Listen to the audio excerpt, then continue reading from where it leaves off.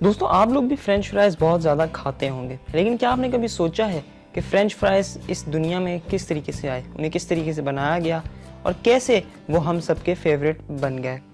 زیادہ تر لوگ یہی سمجھتے ہیں کہ فرینچ فرائز کیونکہ ان کے نام کے ساتھ فرینچ آتا ہے اس لیے یہ فرانس کی ایجاد ہوں گے، لیکن ایسا نہیں ہے۔ آج کی اس ویڈیو کے اندر ہم آپ کو انہی دلچسپ فرینچ فرائز کے بارے میں بتائیں گے، لیکن اس سے پہلے اگر آپ لوگ نے ہمارے channel know the world Urdu کو سبسکرائب نہیں کیا تو پہلے اس کو سبسکرائب کر لیں تاکہ آپ کو آگے بھی اور ویڈیوز ملتی رہیں۔ یہ درست ہے کہ دنیا بھر میں آلو سب سے زیادہ کھانے والی سبزی مانی جاتی ہے، اور یہ بھی درست ہے کہ آلو سے بننے والے فرینچ فرائز اپنی پسندیدگی کی وجہ سے بھی کھائے جاتے ہیں، لیکن ان کا تعلق فرانس سے بالکل بھی نہیں ہے۔ یعنی یہ بات بالکل غلط ہے کہ فرینچ فرائز فرانس سے ہیں۔ فرانس گرم ہوا سے اڑنے والے غبارے اور سلائی مشین کا موجد ہے۔ اس نے امریکہ کو مجسمہ آزادی دیا ہے، لیکن دنیا کو فرینچ فرائز نہیں دیے۔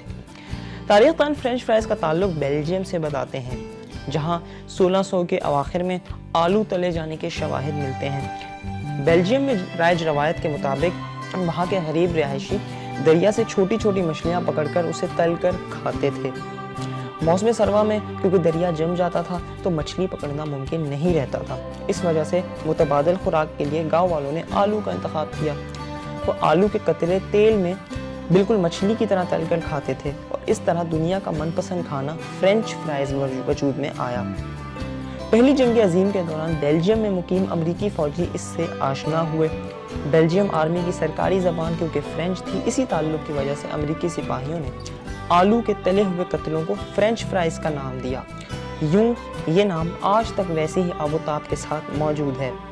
اور تو اور امریکہ میں 13 جولائی 2018 کو نیشنل فرینچ فرائز ڈے بھی منایا گیا تھا، کیونکہ صرف امریکہ میں ایک آدمی اوسطاً 30 پاؤنڈ یعنی تقریباً 13 کلو فرینچ فرائز سالانہ کھاتا ہے۔ گلی کنارے ایک میز اور ٹھیلے سے لے کر 5 اسٹار ہوٹلوں کے کھانوں کی فہرست کا حصہ بننے والے فرینچ فرائز دنیا بھر میں مختلف طریقوں سے کھائے جاتے ہیں۔ کہیں یہ مچھلی کا لازمی جز ہیں تو کہیں مایونیز اور مسالے کے ساتھ شوق کے ساتھ کھائے جاتے ہیں۔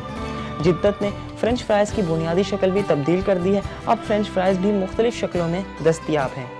امید ہے کہ یہ ویڈیو آپ کو بہت زیادہ انٹرسٹنگ لگی ہوگی۔ اسی طریقے کی اور انٹرسٹنگ ویڈیوز کو دیکھنے کے لیے ہمارے channel know the world Urdu کو سبسکرائب کر سکتے ہیں۔